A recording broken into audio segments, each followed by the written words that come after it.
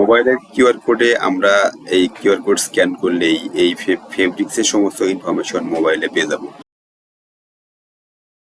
Trial ব্যালেন্সের মধ্যেও কিন্তু সেটা রেভিনিউ হিসেবে যোগ হয়ে যাবে। এর জন্য আমাদের আলাদা কোনো এন্ট্রি করতে হবে না।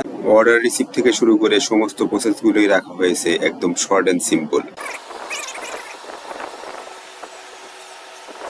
তো এখানে যে আইটেমগুলো আছে সেই আইটেম অনুযায়ী এন্ট্রি করার অপশন দেওয়া আছে।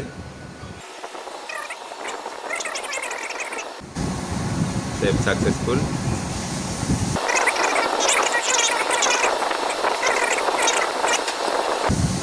এখন কত নাম্বার মেশিন এটা চলবে, তারপরে শিফট, এটা ডে শিফট, নাইট শিফট, এটা সেভ দেন। এখন ব্যাচ কার্ডটা পিন দিয়ে এটাই হচ্ছে তার প্রোডাকশনের ব্যাচ কার্ড, যেটা আমরা অল্টারনেটিভলি যেটা হার্ড কোড করি, হাতে লিখি, সেটার বদলে এটা। ওকে, পিন দেন। এই ব্যাচ কার্ডটাতে মূলত প্রোডাকশনের ডিটেলস এবং কোয়ালিটির ফুল ডিটেলস দেওয়া আছে, যেগুলো ওয়েট। তো আমাদের ম্যানুয়াল ব্যাচ কার্ডটা মূলত এটা। তো আমরা এটার অল্টারনেটিভলি এটার বদলে এটা অ্যাটাচ করে এখানে দেওয়া আছে রোল নাম্বার 3।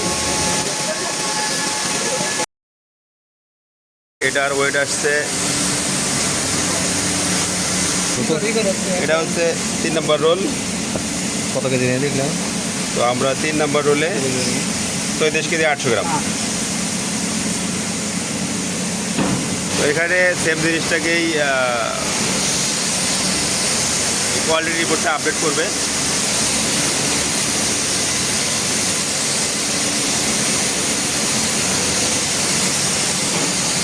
চেক টেবিলে এটা তোলা হচ্ছে আপডেট করার জন্য।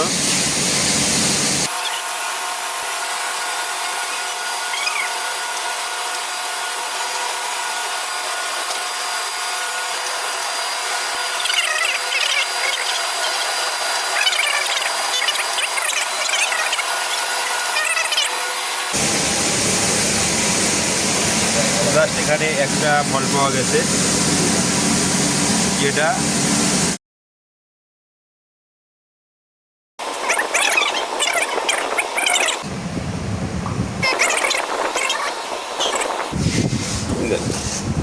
এর প্রিন্ট হয়েছে। এই রোলটাকে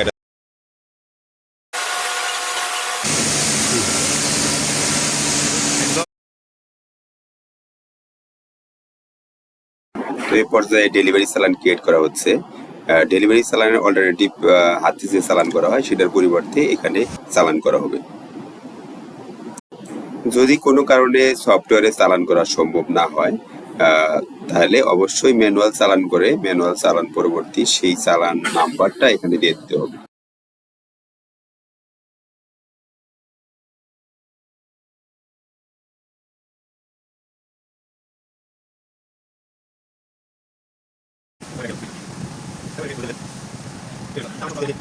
ডেলিভারি চালান হিসাবে দিতে পারবো।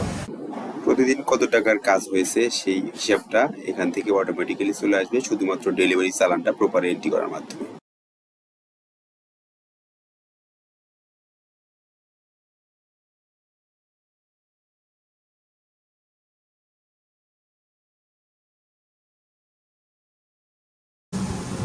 দেওয়ার পরে বিলিংটা তৈরি হলো, এখানে আমি বিল প্রিন্ট দিতে পারবো।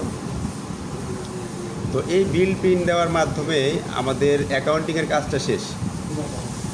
তো এখান থেকে আমি অ্যাপ্রুভ ক্লিক করছি, অ্যাপ্রুভ কনফার্ম। অ্যাপ্রুভালের মাধ্যমে আমরা টোটাল প্রসেসটাকে অ্যাকাউন্ট ডিপার্টমেন্টে পাঠিয়ে দেব এবং অ্যাকাউন্টে অটোমেটিক্যালি সেই পার্টি স্টেটমেন্টে গিয়ে এটা যোগ হবে, তার পার্টির নামে ক্রেডিট তৈরি হবে। ইভেন আমাদের যে তার স্টেটমেন্ট, পার্টির স্টেটমেন্ট, সেই স্টেটমেন্টে কিন্তু আমরা অটোমেটিক্যালি তার যে ডিউ, কত নম্বর চালানে কি ডিউ আছে, এভরিথিং আমরা অ্যাজ লাইক অ্যাকাউন্টিংয়ে যে পার্টগুলো থাকে সেই অনুযায়ী দেখতে পারবো। এবং সেই সাথে আমাদের ট্রায়াল ব্যালেন্সের মধ্যেও কিন্তু সেটা রেভিনিউ হিসেবে যোগ হয়ে যাবে।